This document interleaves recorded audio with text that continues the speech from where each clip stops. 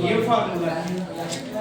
चलिए अब देखो यहाँ पे गोली दर्पण के लिए, गोली अवतल दर्पण के लिए फोकल दूरी और वक्रता त्रिज्या के संबंध की बात करेंगे। किसकी बात करेंगे? अवतल दर्पण के लिए फोकल दूरी तथा वक्रता त्रिज्या में संबंध की बात करेंगे। ठीक है, तो यहाँ पे देखिए अवतल दर्पण के लिए, अवतल दर्पण के लिए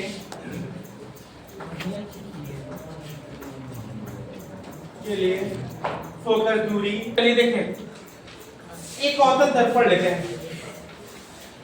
क्या लेते हैं? एक अवतल दर्पण लेते हैं। ये हम क्या ले लिए? अवतल दर्पण।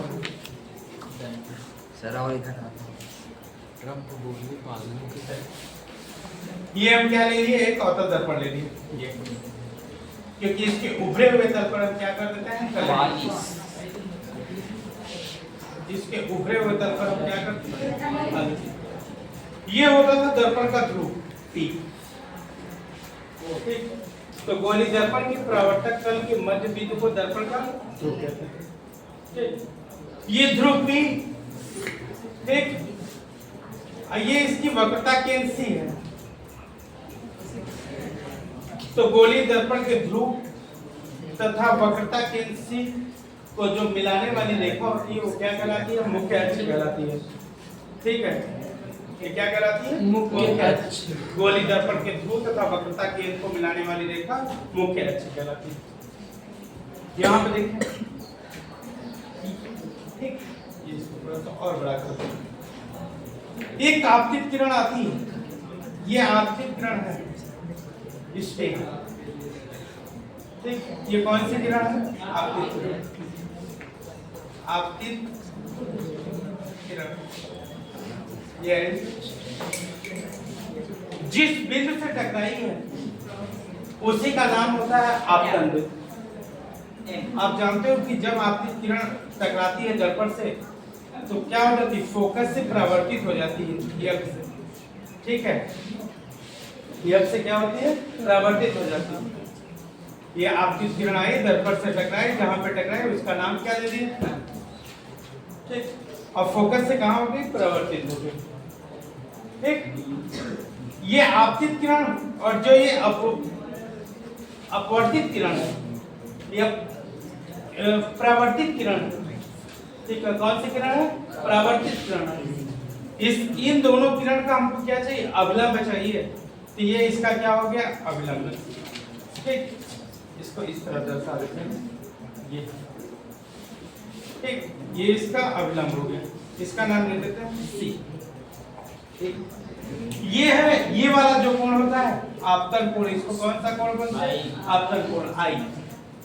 ये वाला जो कोण होता है उसको क्या बोलते हैं? R।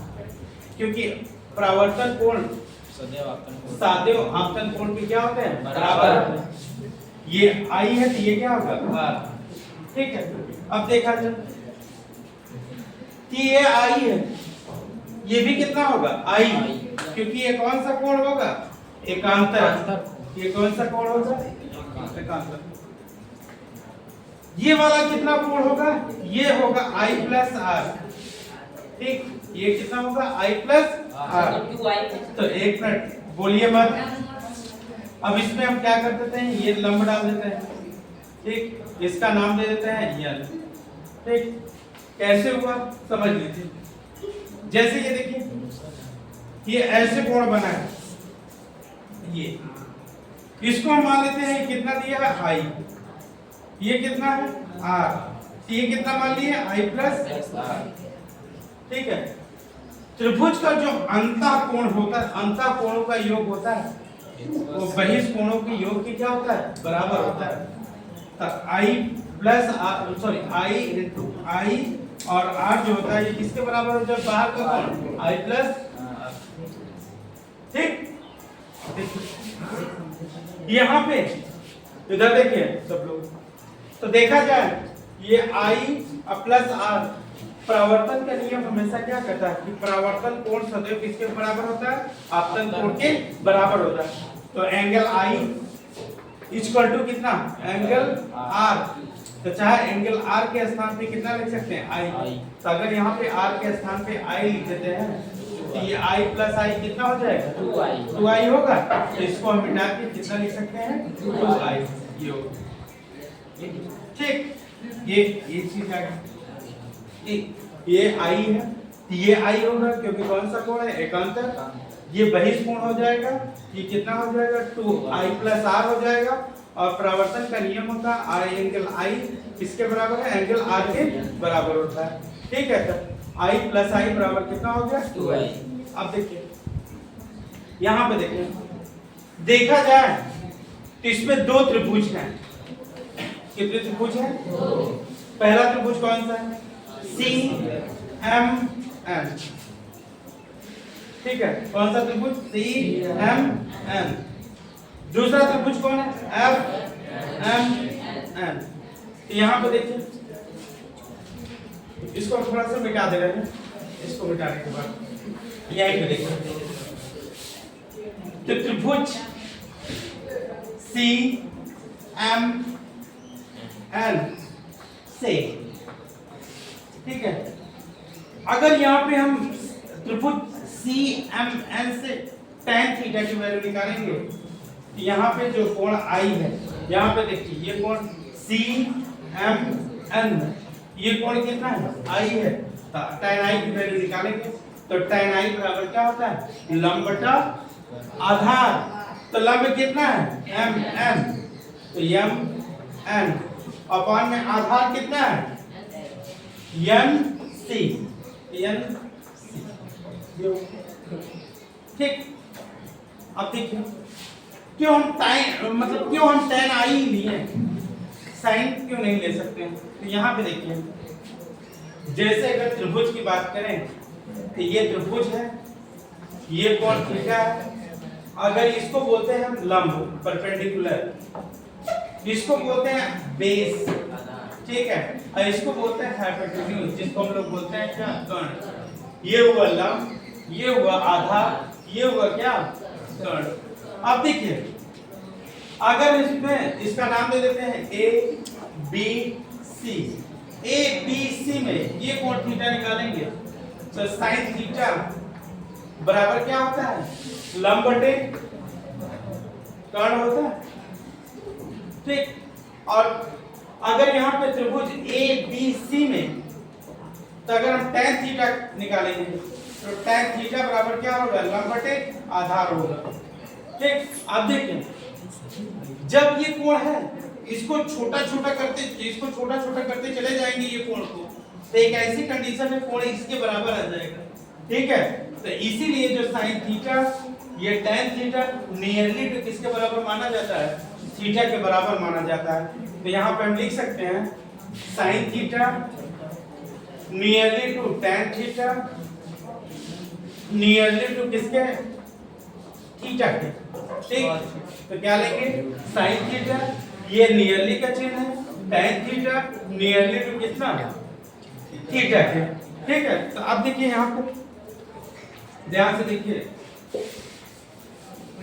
तो जहां पे tan आई है तो उसके बाद हम कितना लिख सकते हैं आई लिख सकते हैं, क्योंकि थीटा के स्थान पे कितना है आई है, तो यहाँ पे आई लिख सकते हैं। तो आई बराबर कितना होगा एम एन अपॉन में कितना एन सी। ठीक, यदि दर्पण का द्वारक छोटा है, यदि दर्पण का द्वारक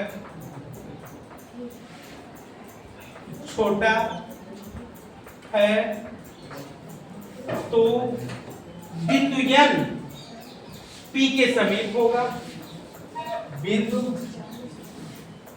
n P के समीप होगा, P के समीप होगा। ठीक है, अब देखिए,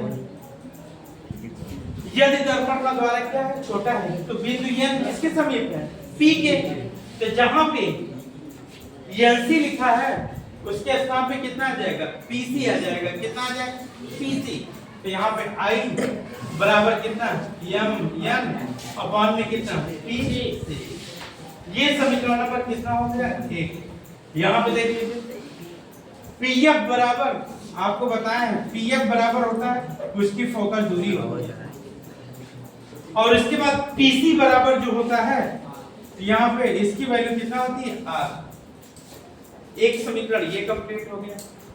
अब बात करते हैं दूसरे त्रिभुज की। तो त्रिभुज एफ एम एन में, तो यहाँ पे हम लिख सकते हैं त्रिभुज एफ एम एन से इस तरह से, ठीक। तो यहाँ पे किसकी वैल्यू निकालेंगे? tan 2i की। तो यहाँ पे हम tan 2i बराबर लंब बटा क्या होता है? आधार ही होता है। तो लंब कितना है? m m अपॉन में आधार कितना है? m f। तो nf के स्थान पे हम क्या लिख सकते हैं? pf। तो यहाँ पे हम लिख सकते हैं tan 2i बराबर m n अपॉन में कितना? pf। क्यों लिख सकते हैं? क्योंकि ये दर्पण का द्वारा क्या है? छोटा है। तो जहाँ बिंदु n किसके समीप होगा? p के समीप होगा। तो वही चीज यहाँ पे कर दिया। जहाँ PC NC है उसके स्थान पे क्या लिख सकते हैं? PC। अब देखिए यहाँ फिर वही केस इस पे भी लगाना। sin थीटा नियरली टू कितना? tan थीटा नियरली टू किसके? थीटा के। तो यहाँ पे tan 2i है। तो यहाँ पे 2i इक्वल टू कितना होगा? m n अपॉन में कितना? pf। ये समीकरण नंबर कितना हो गया? 2। समीकरण 1 का मान समीकरण 2 में रखने पर यहाँ पर लिख सकते हैं समीकरण 1 का मान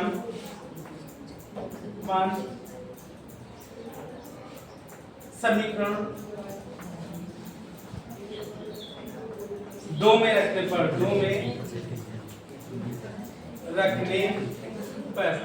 अब रख देते हैं। तो यहाँ पे देखिए 2i है, तो 2 into i का मान कितना दिया है?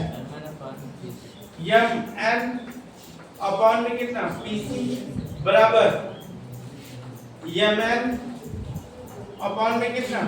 pf। mn से mn क्या होगा? कैंसिल हो जाएगा। तो बचेगा कितना? 2 अपॉन में कितना? pc इक्वल टू कितना? 1 अपॉन में pf। इसका क्रॉस मल्टीप्लाई करते हैं। यहाँ पे देख लीजिए लिख दे रहा हूँ। तो 2pf बराबर कितना हो गया? pc। तो pf बराबर कितना आ जाएगा? pc अपॉन में कितना? r। pf की वैल्यू क्या दी है? f। और pc की वैल्यू कितना दी है? ये 2 होगा। pc की वैल्यू कितना दिया है? r/2। ये हो गया संबंध, फोकस दूरी और वक्रता त्रिज्या में संबंध। ठीक, बात कर दो।